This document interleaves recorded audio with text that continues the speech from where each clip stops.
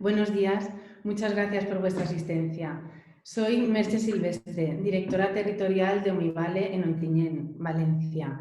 En primer lugar, espero y deseo que estéis todos y todas bien, cosa muy deseable en estas circunstancias que estamos viviendo. Quería pediros vuestra colaboración para que desconectéis vuestros micros y cámaras para garantizar el correcto desarrollo de esta jornada. Deciros también que al finalizar la misma os atenderemos a través del canal de comunicación umivale.es vuestras dudas o consultas, que estaremos encantados de resolveros. Por favor, indicadnos vuestro nombre y la empresa a la que pertenecéis. Precisamente a través de los medios digitales nos permiten saber que estamos al otro lado de la pantalla y que seguimos trabajando, si aún más cabe, con más ganas que nunca, ¿vale? Con la finalidad de seguir adelante y contribuir a que esta rueda de la economía no pare. Mi agradecimiento a Laura Moyá, abogada y socia de GMR Management y Servicios Jurídicos. Es un placer, Laura, tenerte como ponente en la jornada de hoy. Agradecer, como no, a asociaciones empresariales representativas de nuestra zona, como son Ateval y Coeval, su inestimable colaboración siempre en las jornadas de Umivale. Y, como no, agradeceros a todos vosotros y vosotras que sois la verdadera razón de que estemos hoy aquí. El coronavirus, como no podía ser de otra forma, ha afectado en los ámbitos de nuestras vidas, tanto a nivel laboral, familiar como personal. Somos conscientes de las dificultades a las que se enfrentan nuestras empresas al levantar todos los días la persiana. El escenario puede cambiar de un día a otro. Son las circunstancias que nos ha tocado vivir. Os voy a exponer un análisis que hemos preparado desde Umivale para ver el impacto que ha tenido este COVID en la salud laboral de nuestras empresas. En primer lugar, del estudio realizado por Umivale, vemos que el 6,4% de los trabajadores ha tenido una baja laboral por COVID-19. Hemos analizado también el tipo de bajas COVID y destacamos que de ellas el 77% han sido por sospecha de contagio, ¿vale? Contacto o exposición.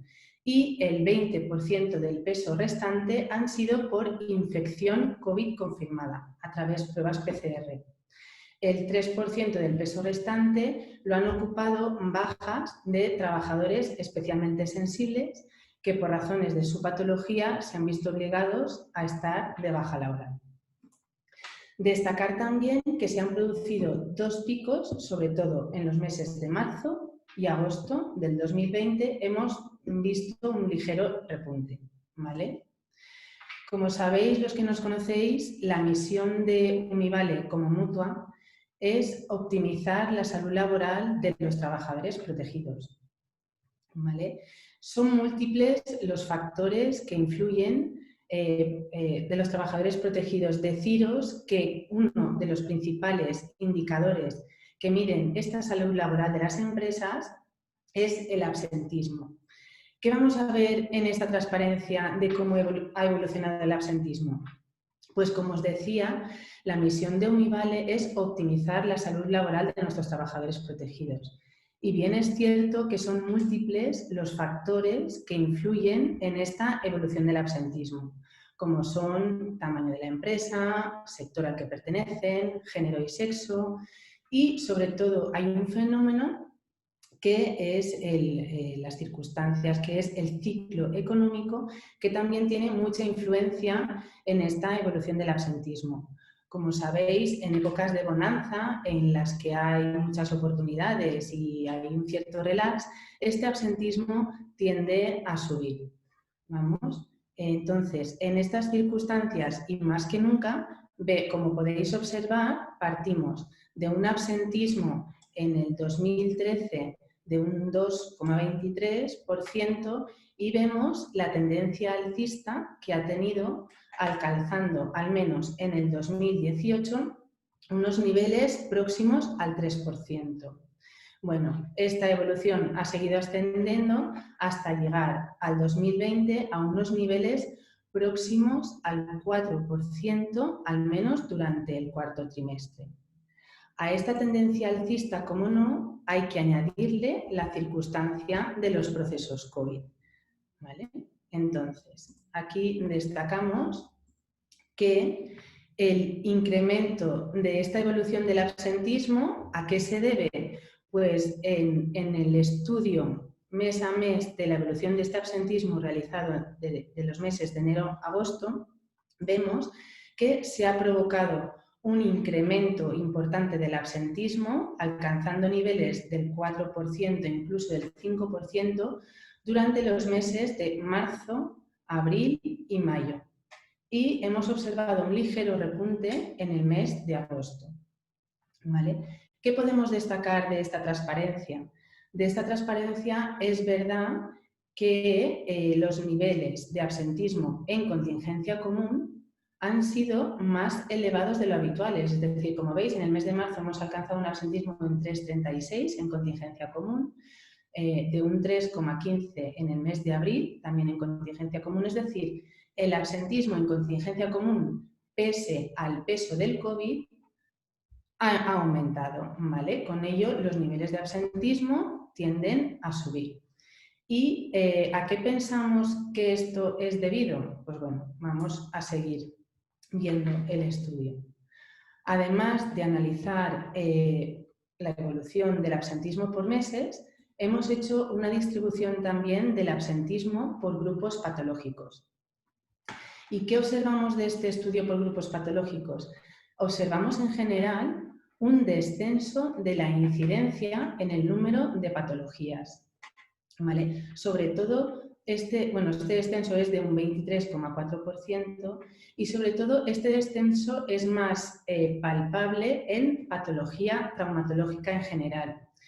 ¿Qué ocurre? Que lógicamente estas circunstancias que nos han llevado a vivir durante el estado de alarma han supuesto un menor número de desplazamientos, ha supuesto un confinamiento, con lo cual pues, ha habido menos incidencias por tráficos, desplazamientos, etcétera, ¿vale? Y esto es una de las posibles causas de la disminución de esta incidencia.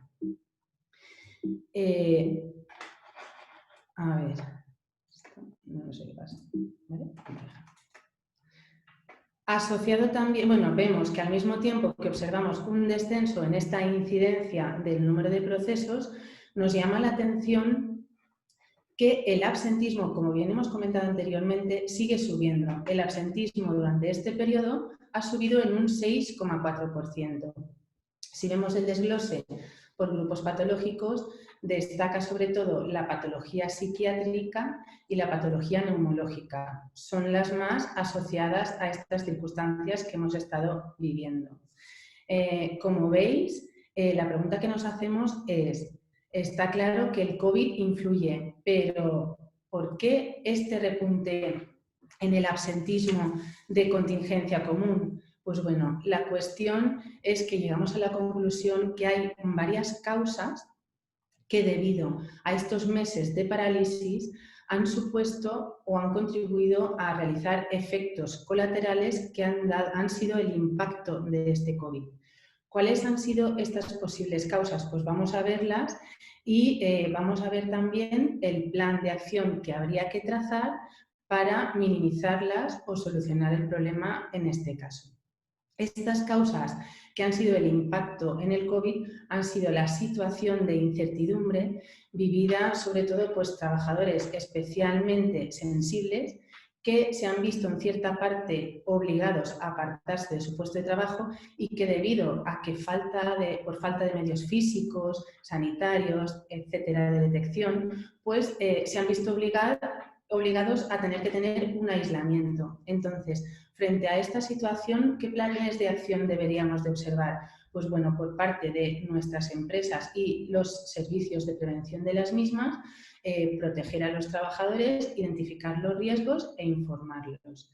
Y por parte del resto de las entidades colaboradoras, pues exigir tanto al INS como al Servicio Público de Salud que nos permita realizar PCRs como apoyo para el diagnóstico y facilitar la gestión de propuestas de alta cuando observemos que los procesos ya están para incorporarse si las pruebas han sido favorables, ¿vale? Por otro lado, otra de las causas que ha contribuido al impacto de este COVID, ¿vale?, ha sido la parálisis general del Sistema Nacional de Salud. Ha habido una desatención general por parte de tratamientos y seguimientos de los médicos de cabecera. Se han paralizado las altas médicas, no había citas, ha sido una situación un poco de caos.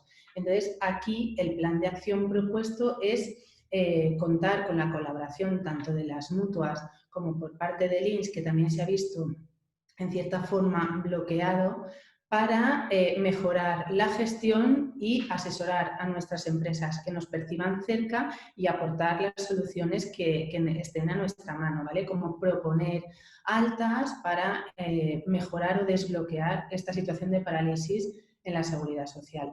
Al mismo tiempo, como hemos comentado, la parálisis del Sistema Nacional de Salud, pues también se ha producido una parálisis del INS, bloqueando resoluciones de prórrogas y generando demoras de calificación que han alargado, pensamos que innecesariamente, los procesos, ¿vale? En este sentido, el plan de acción vemos que recientemente parece que ya está arrancando el INS, ¿vale?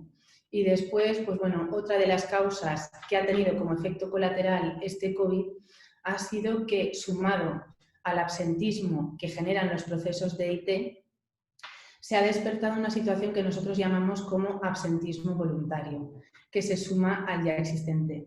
¿A qué llamamos este absentismo voluntario? Pues bueno, este absentismo voluntario es la decisión o la capacidad, el poder de que el trabajador decida si me quedo en mi casa por temor al contagio y por miedo a la incertidumbre, qué pasará si me incorporo, ¿vale? Que ha supuesto también que este absentismo voluntario se incremente a la lista del absentismo por IT. Entonces, ¿qué plan de acción debemos de proponer tanto por parte de las mutuas como por parte de las empresas? Pues bueno, aquí el papel fundamental de las empresas es proteger del miedo a nuestros trabajadores, facilitar unas condiciones de seguridad y de protección para evitar este miedo o esta incertidumbre, liderar la situación, ¿vale? Y contar con el compromiso y implicación tanto de empresas y trabajadores para juntos salir de esta situación que, por desgracia, nos ha tocado vivir, ¿vale? Bueno, estas eran sobre todo las conclusiones de lo que ha supuesto el COVID. Creo que tras este análisis coincidiremos que una de las tablas de salvación durante estos meses de confinamiento para que no se detuviese todo ha sido el teletrabajo. Una forma de relacionarnos con nuestros trabajadores y con nuestros clientes que ha llevado a la publicación del Real Decreto 28/2020 de 22 de septiembre de trabajo a distancia. Una norma que entró en vigor ayer mismo, tras meses de negociación, y que genera aún muchas dudas en empresas y trabajadores, y que hoy vamos a intentar despejar. Sin más, os dejo con nuestra ponente, Laura Moya. Laura, por favor. Salir, ¿no? No. Cancelar.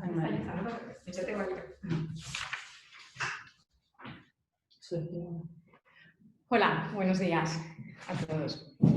Bueno, yo quería agradecer en primer lugar tanto a Umivale por la oportunidad de compartir un poco las inquietudes que a mí me genera esta norma, a Coeval y a Teval por la organización de la jornada y sobre todo a vosotros por estar ahí y por escuchar un poco pues, las inquietudes que a mí me generan, ¿no? Porque al final el planteamiento va a ser ese, hablar en voz alta de bueno, qué supone esta norma, qué dudas nos puede suscitar a todos y cómo podemos resolverlas. Bueno, la resolución pues también va a depender mucho de la interpretación que puedan hacer los tribunales en algunas de los aspectos más controvertidos.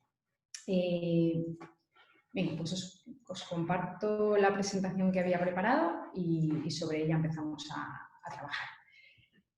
Bueno, la jornada está organizada por Univale, colaboramos GMR, Coeval y Ateval. Como os he dicho, agradecer la participación de todos vosotros y la implicación de estas organizaciones en la profesionalización de las empresas y en la mejora de la actividad empresarial.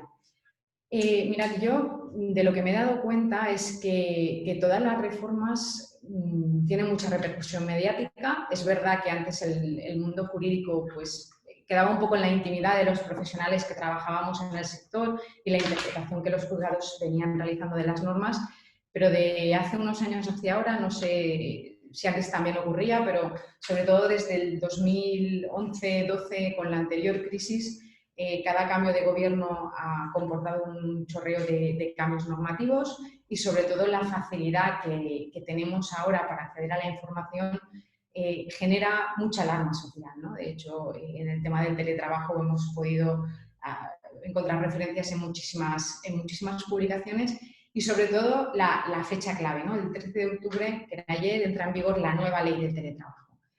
Realmente no es una norma tan nueva y esa es un poco mi reflexión, ¿no? ¿Qué aporta de nuevo esta norma y qué podemos aprender de ella? Para esto hay que remontarnos un poco a los orígenes, ¿no? De dónde viene. Sobre información y de estas publicaciones, el Vox Populi, ¿no? ¿Qué hemos aprendido? ¿Y qué es lo que yo no voy a incidir aquí?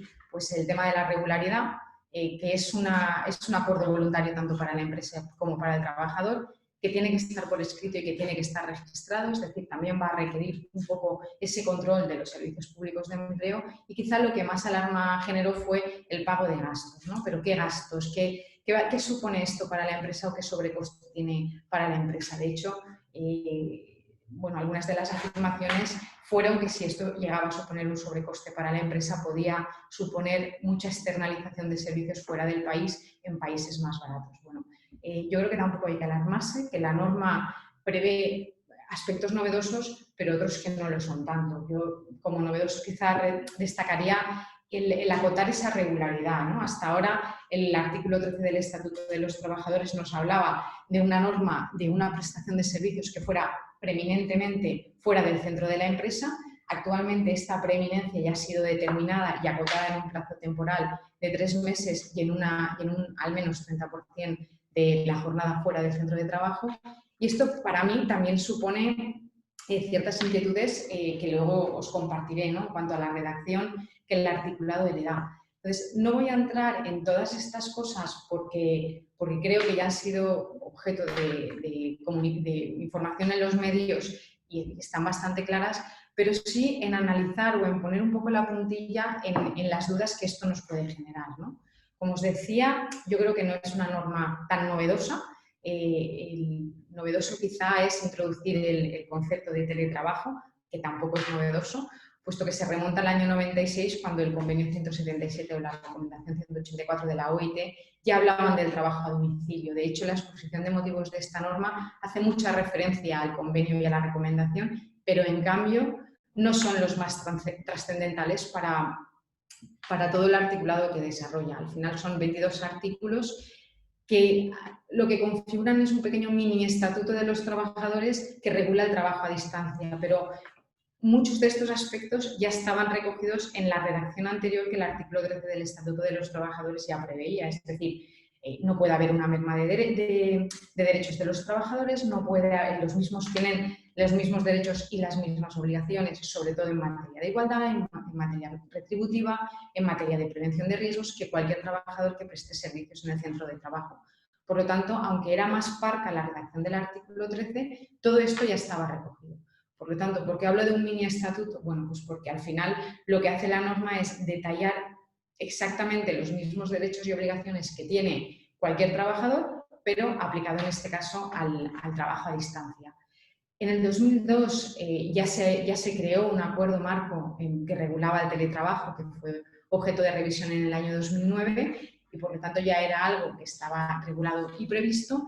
Y luego el cambio a lo mejor más sustancial que tuvo la norma en nuestro ordenamiento fue el Real Decreto Ley 3/2012, el famoso de la reforma laboral, que pasó a darle nueva redacción al artículo 13 del Estatuto para hablar de trabajo a domicilio y cambiarlo por trabajo a distancia. Por lo tanto, como norma como tal no es novedosa, ya estaba todo previsto a través del Estatuto de los Trabajadores y de los convenios colectivos, pero sin embargo lo que hace es refundir todo aquello que es de aplicación a esta especificidad de prestación de servicios. Aterrizando ya en la redacción actual del Real Decreto Ley 28/2020, que entró en vigor ayer, yo me gustaría hacer incidencia en esa entrada en vigor, ¿no? La prensa habla de que bueno, el día 13 de octubre entra en vigor, las empresas tienen que adaptarse, bien, pero ¿cómo y de qué manera tienen que adaptarse? Bueno, el acuerdo del teletrabajo está regulado en el capítulo 2 de la norma y entonces lo que hay que desgranar es cuándo es de aplicación ese capítulo 2, ¿no? El capítulo 2 lo que establece es que será de aplicación a todas las relaciones que regularan el trabajo a distancia preexistentes y las que se creen a partir de este momento, a partir de la entrada en vigor, que era el 13 de octubre. Por lo tanto, separamos las previas al Real Decreto a las posteriores al Real Decreto. Por lo tanto, la entrada en vigor a las posteriores es el 13, pero ¿qué ocurre con las previas? Pues tenemos que distinguir tres supuestos, ¿no? Dentro de las que ya existían.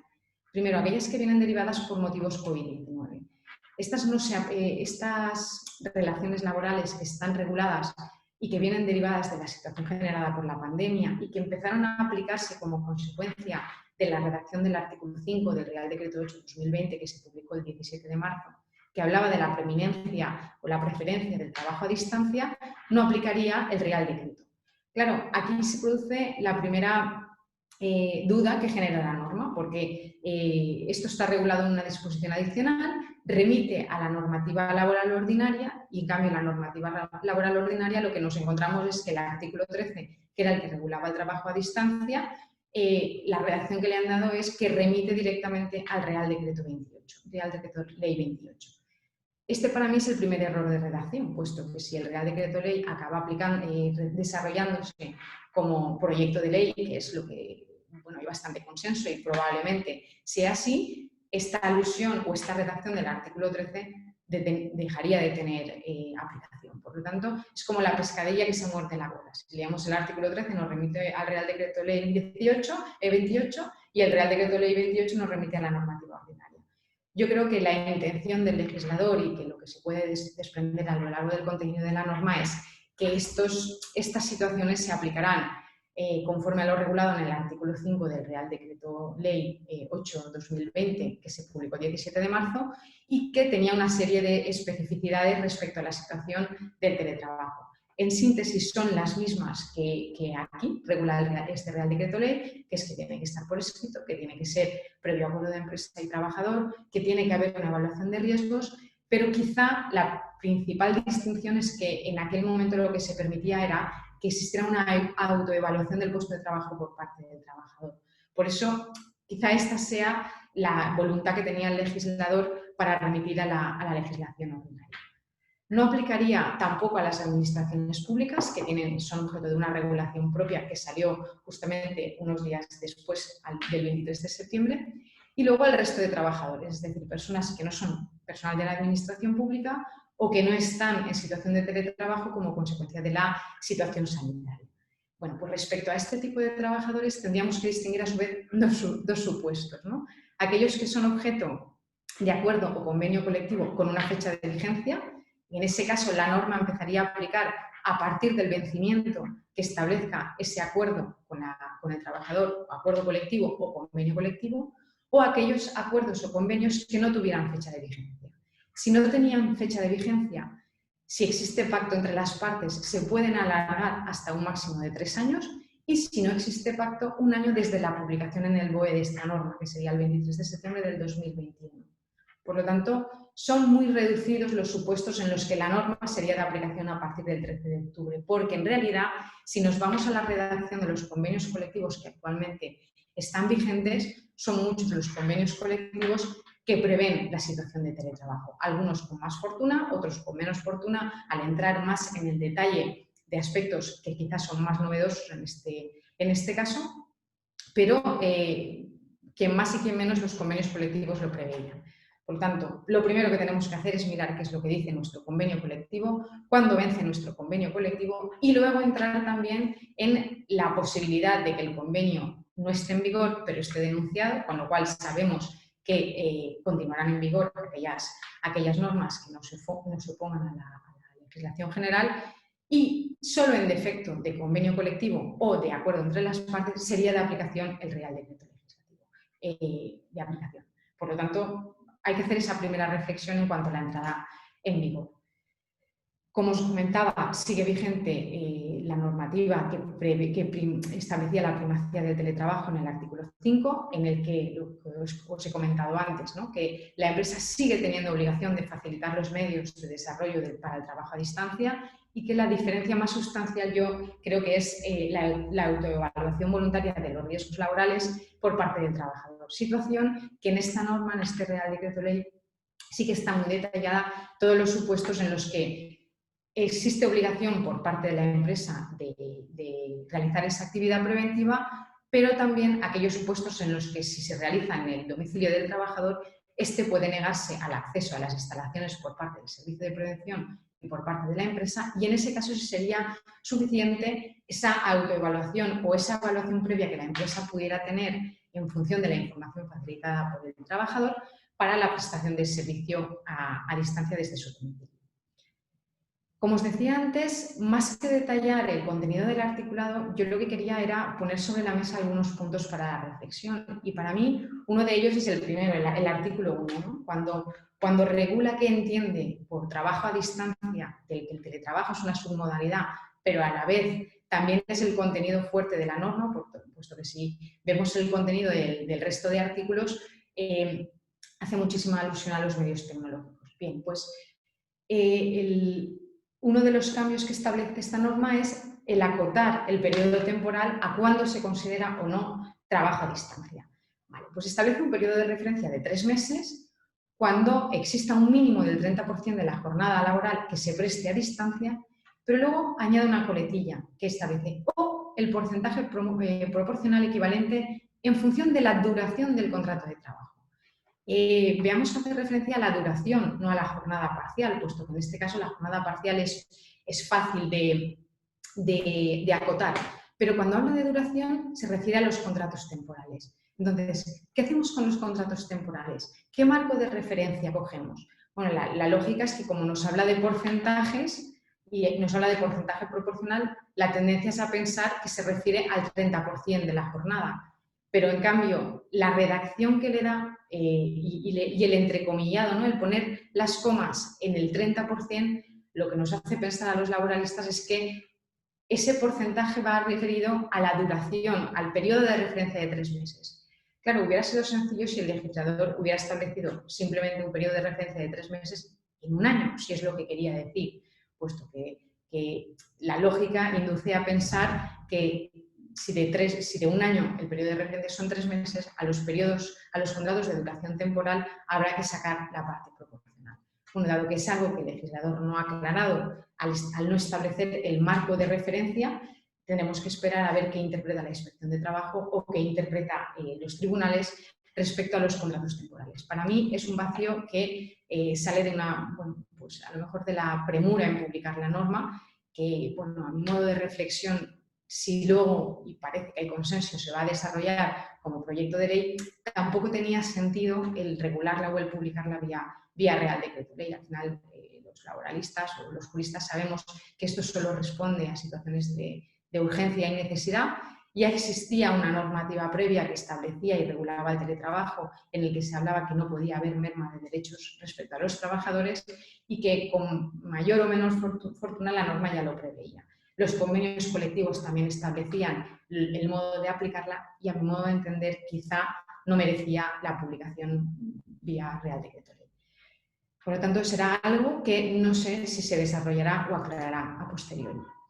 Otra duda que suscita es que, para mí, si bien la norma habla del teletrabajo como un subgrupo del trabajo a distancia, no hay que olvidar que la denominación de la norma va referida al trabajo a distancia, es decir, cualquier tipo de actividad que se desarrolle fuera del centro de trabajo. Y hay actividades que por su singularidad se pueden prestar fuera del centro de trabajo, ya se realizaban antes, pues bueno, podemos poner como ejemplo no tan tecnológico el sector textil, en el que hay personas que trabajan desde su domicilio y por lo tanto siguen teniendo y seguían teniendo los mismos derechos que cualquier trabajador que estuviera en el centro de trabajo. Entonces, no hay que olvidar que aunque se habla mucho de los medios tecnológicos, es una norma que va referida a cualquier trabajo que se preste fuera del centro de trabajo.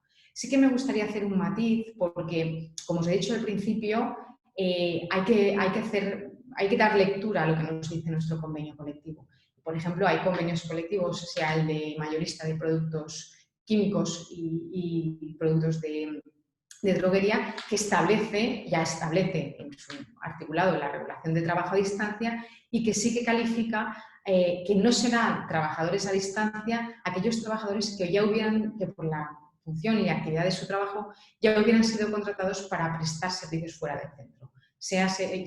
Veamos los comerciales, no los califica como trabajadores a distancia. Por lo tanto, tengamos muy bien que la norma aplica a todos los que prestan servicios fuera del centro, no solo a los teletrabajadores, pero veamos qué definición hace nuestro convenio colectivo respecto a determinados puestos. Otra cosa que genera dudas para mí es el lugar de prestación de servicios.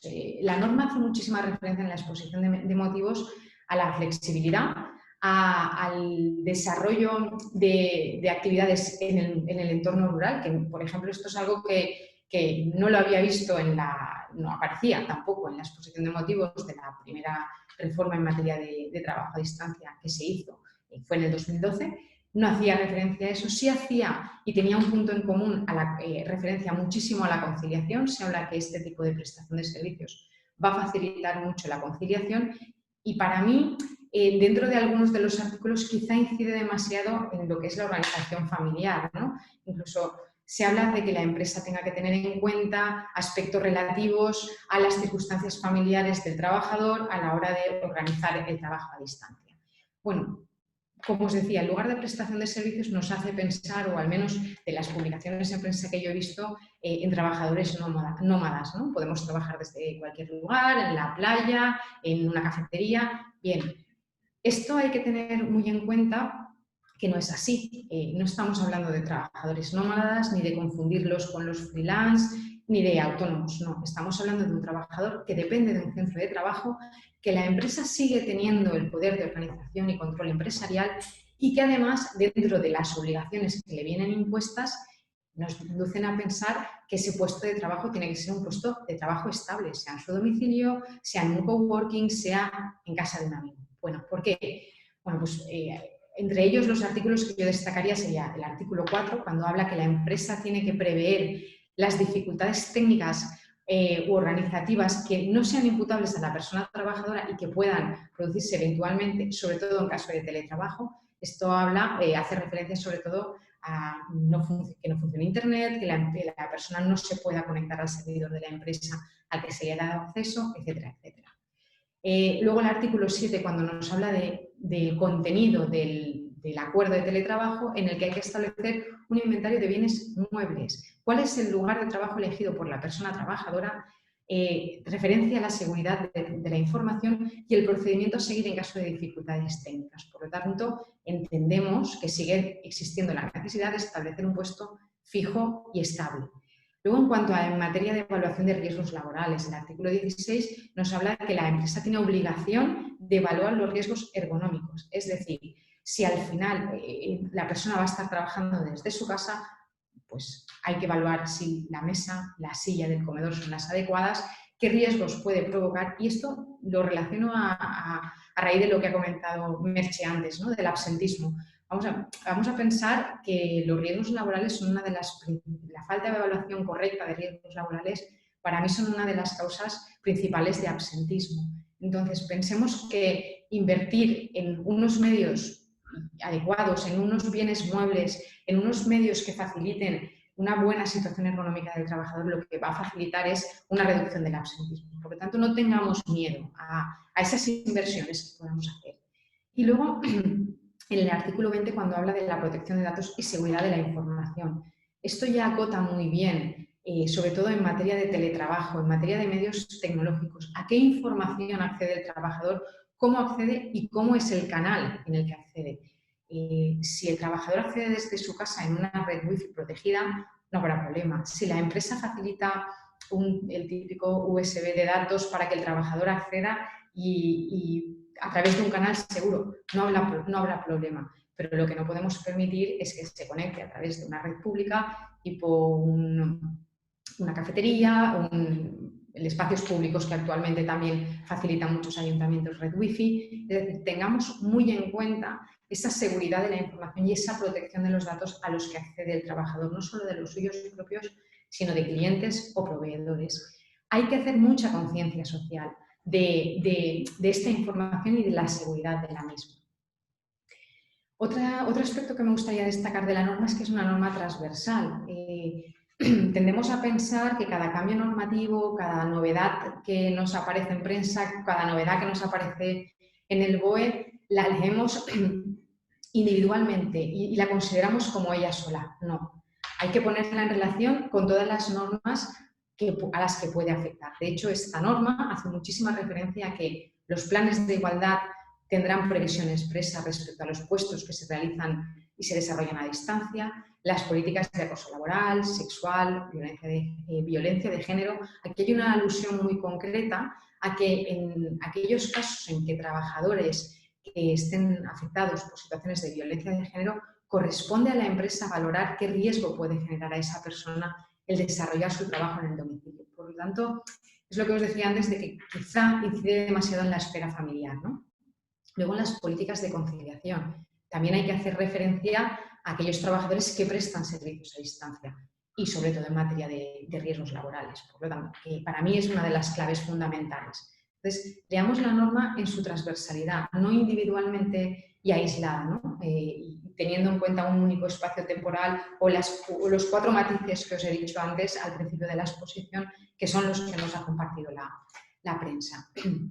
Luego la norma también establece una serie de limitaciones en cuanto a los contratos formativos y de menores. Ya nos limita y nos establece que sí es posible realizar trabajo a distancia con menores y en contratos formativos, pero siempre que garanticemos que al menos el 50% de la jornada se realiza de modo presencial, al margen de la formación que se pueda realizar de modo telemático. Entonces, son limitaciones que nos impone la norma y que nos obligan a pensar en los puestos de trabajo que tenemos, en las habilidades o características que cada uno de los puestos requiere para desarrollarse, bien presencialmente o bien a distancia. Requisitos formales.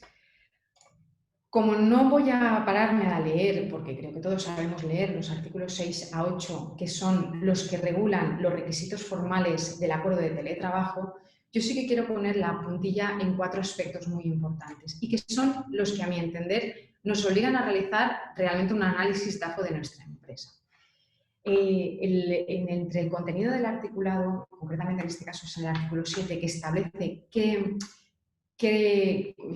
elementos hay que hacer referencia en el acuerdo de trabajo a distancia, uno de los puntos a los que hace referencia es al inventario de medios, equipos y herramientas que exige el desarrollo del trabajo, incluidos los consumibles, elementos muebles, vida útil y periodo máximo de renovación.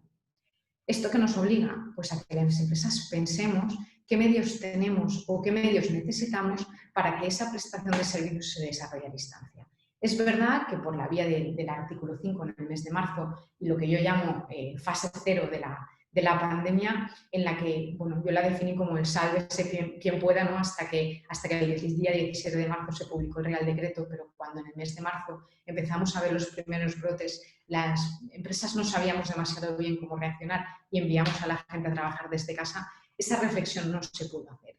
Pero el Real Decreto ley sí que nos obliga a hacer este análisis, ¿no? Y como además nos da un margen amplio de aplicación, porque es lo que os he explicado al principio, pocas situaciones se darán que empiecen a aplicarse a partir del 13 de octubre, puesto que si el convenio colectivo ya nos había previsto esta situación, nos regularemos por ella, sí que nos obligan, yo creo, que a hacer ese análisis que en el mes de marzo no pudimos hacer. Entonces, es importante realizar ese análisis de los medios que tenemos, de los medios que disponemos y los medios de control empresarial. Como os decía, la norma no limita el poder de organización y control que tiene la empresa sobre los trabajadores. Los trabajadores siguen estando adscritos a un centro de trabajo y por él se rigen y la empresa sigue teniendo ese control. Por lo tanto, ¿cómo vamos a controlar esa prestación de servicios? ¿Va a existir alguna conexión remota en determinados periodos de tiempo sobre la pantalla del ordenador? ¿Y si no son medios telemáticos? ¿Y si el trabajador no presta servicios de modo telemático, sino está cosiendo desde su casa? ¿Cómo vamos a controlar esa actividad que se realiza? ¿Por partes de trabajo? ¿Por horas de trabajo? Luego, sobre todo esto aplica a los trabajadores que realizan sus funciones de modo telemático, es el procedimiento a seguir en caso de dificultades técnicas. ¿Qué ocurrirá si en un momento determinado hay un fallo técnico, no hay luz, no hay internet? Que la norma ya establece que en esos supuestos no se considerará imputable al trabajador esa falta de prestación de servicios. Se considera eso tiempo de trabajo.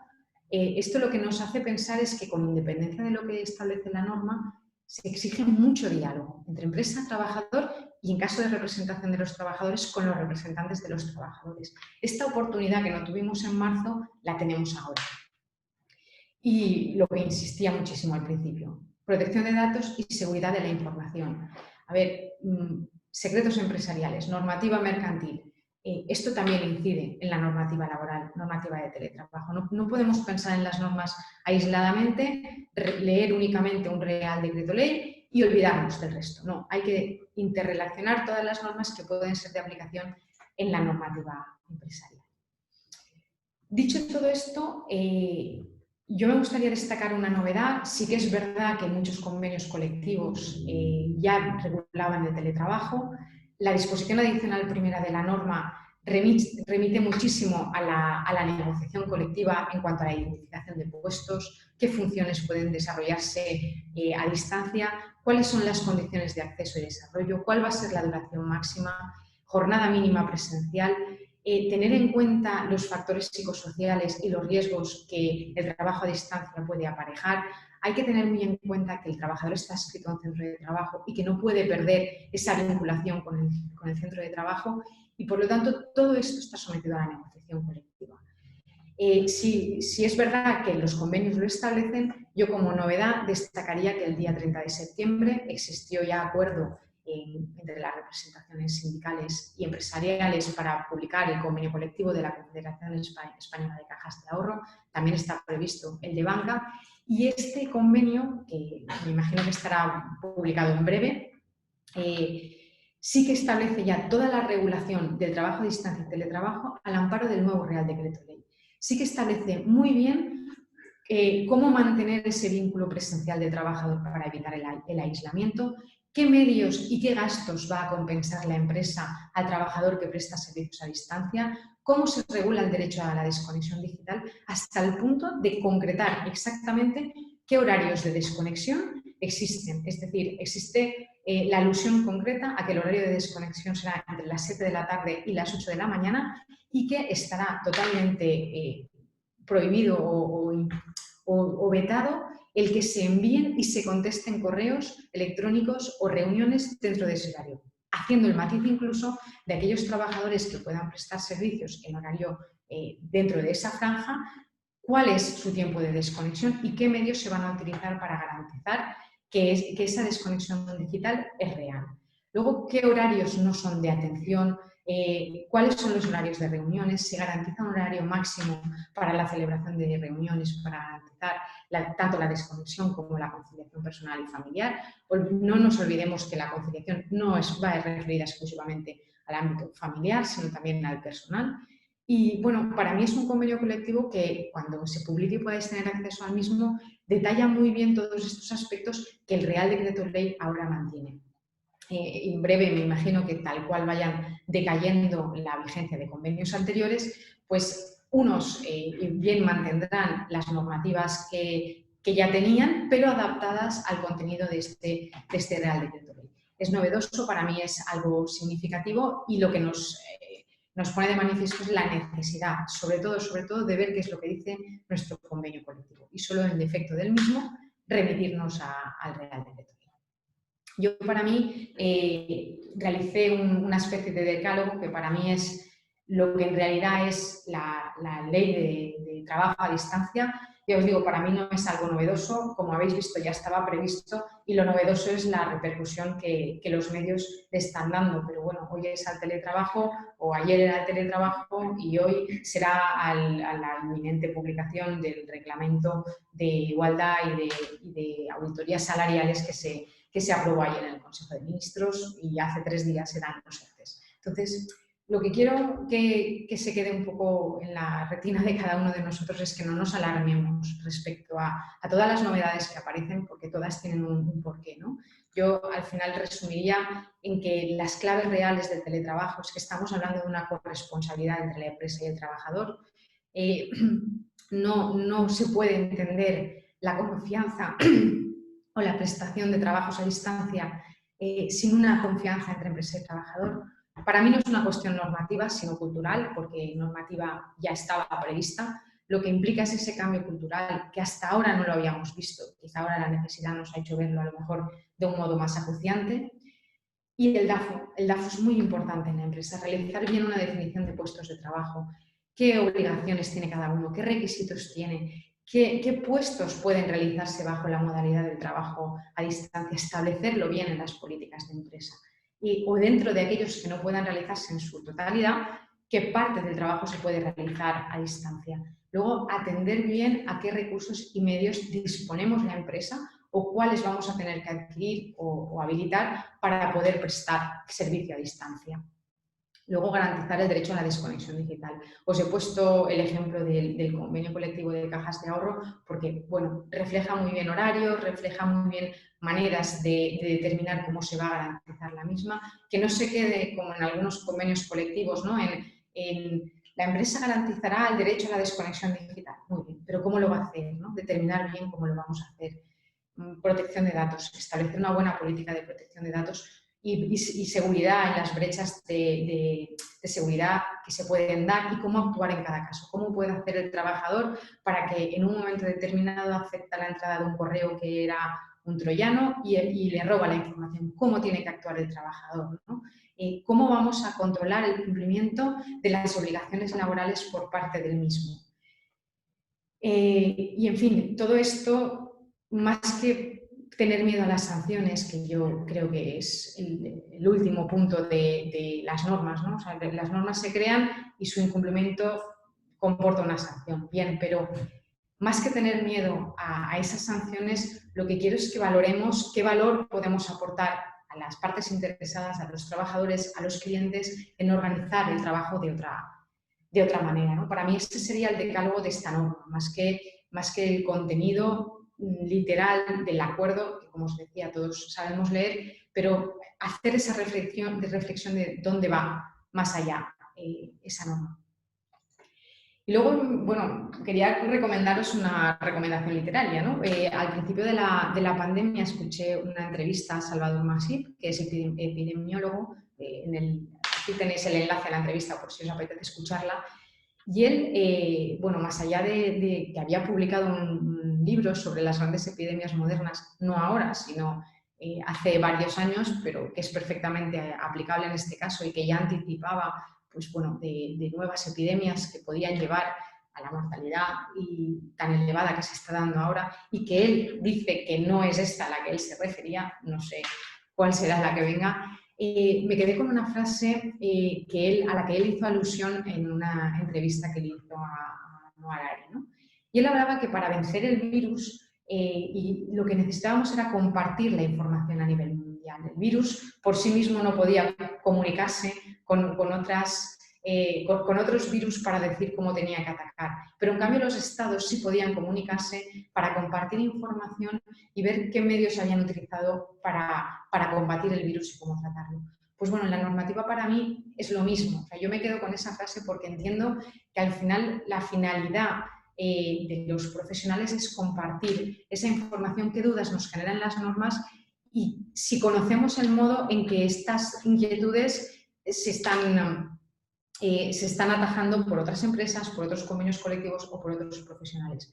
Con esto lo que haremos es conseguir que las empresas entiendan todas las vicisitudes que la norma les puede dar, cómo aplicar nuevas normas o nuevos requerimientos y al final conseguir que exista ese cumplimiento normativo, que no tengamos miedo a la sanción y que lo que pensemos sea en aportar valor a las partes con las que nos interrelacionamos. Con esto, y espero no haberos aburrido mucho, quería daros las gracias a todos por vuestra atención y desearos que disfrutéis el día.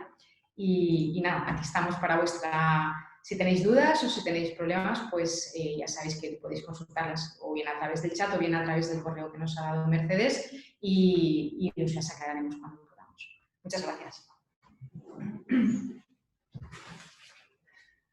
Bueno, Laura, en primer lugar, felicitarte por tu magnífica exposición. La verdad es que ha sido un magnífico ejercicio para hacernos reflexionar sobre las claves de este Real Decreto que recientemente se ha publicado, de este Real Decreto Ley del trabajo a distancia. Sin más, agradeceros a todos y a todas vuestra dedicación y vuestra participación en este evento y esperamos volver a veros en próximas jornadas. Un placer. Feliz día.